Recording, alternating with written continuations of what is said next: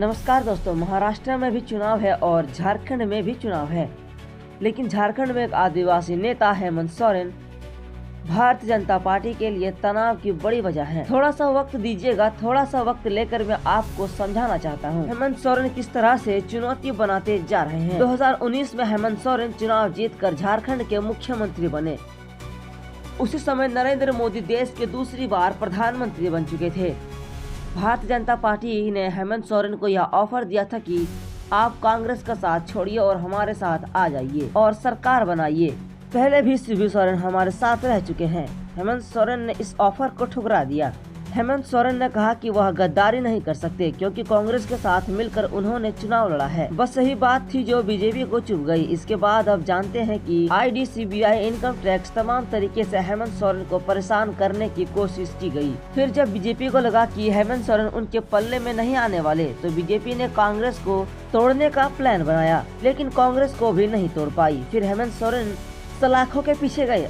उसके बाद अदालत ने कहा कि मुकदमे में दम नहीं है। हेमंत सोरेन वापस आ गए और फिर वो सलाखों से बाहर आ गए, फिर से मुख्यमंत्री बन गए। इस बीच कल्पना सोरेन भी एंट्री ले लेती है, लेकिन हेमंत सोरेन आदिवासी नेता शिबू सोरेन के बेटे झारखंड के मुख्यमंत्री हैं और हेमंत सोरेन लगातार लोगों के बीच जा रहे हैं और वह यह कह रहे हैं कि भारतीय जनता पार्टी फूट डालो और राज करो की नीति पर काम कर रही है।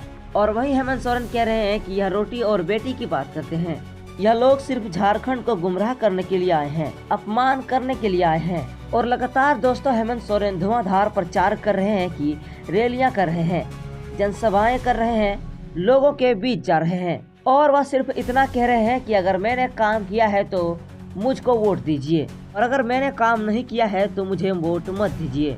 काम के आधार पर वोट मांग रहे हैं। और अब तो 7 गारंटी भी लॉन्च कर दी गई है झारखंड के चुनाव के लिए। झारखंड के चुनाव में किन किन मुद्दों पर, किन किन योजनाओं पर इंडिया गठबंधन वोट मांगेगा। हेमंत सोरेन की रैलियों को जब आप देखते हैं, जब हेमंत सोरेन की जनसभाओं को आप देखते हैं, उनके लिए जनसैलाब को देखते हैं और हेमंत सोरेन के अंदाजा को देखते हैं, तो यह पता चलता है कि एक आदिवासी नेता कैसे भारतीय जनता पार्टी के लिए टेंशन बन चुका है, कैसे मुसीबत बन गया है और कैसे भारतीय जनता पार्टी इस नेता का मुकाबला नहीं कर पा रही है।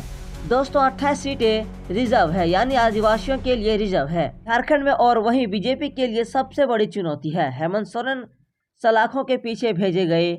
उसका भी एक इमोशनल एंगल है जो कि जेएमएम ने निकाल दिया है।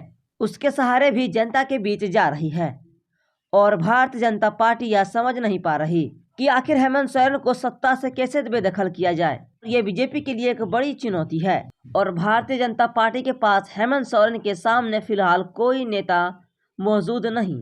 हेमंत सोरेन का मुकाबला कैसे किया जाएगा? हेमंत सोरेन के सामने वह कौन सा चेहरा होगा जो मुकाबला करेगा? यह भारतीय जनता पार्टी के लिए एक अहम सवाल है। और ऐसे में हेमंत सोरेन जिस तरह से रैलियां कर रहे हैं, हेमंत सोरेन जिस तरह से अपनी बात झारखंड के लोगों को समझा रहे हैं, उनके बीच रख रहे हैं, यह भी भारतीय जनता पार्टी के लिए एक बड़ी चुनौती है। तो दोस्तों अब देखना यह होगा कि भारतीय जनता पार्टी ने हेमंत सोरेन के खिलाफ किसको खड़ा करेगी और क्या हेमंत सोरेन इस बार जीत पाएंगे। वैसे इस बार हेमंत सोरेन ने अपनी एड़ी चोटी एक कर दी है और जीत का प्रयास कर रही है। हेमंत सोरेन वो सारी चीजें कर रहे हैं जो उनसे हो पा रही है और जीतने का काफी प्रयास कर रही है। तो ऐसे ही न्यूज से रिलेटेड वीडियोस देखने के लिए वीडियो को लाइक और चैनल को सब्सक्राइब जरूर से करें। धन्यवाद।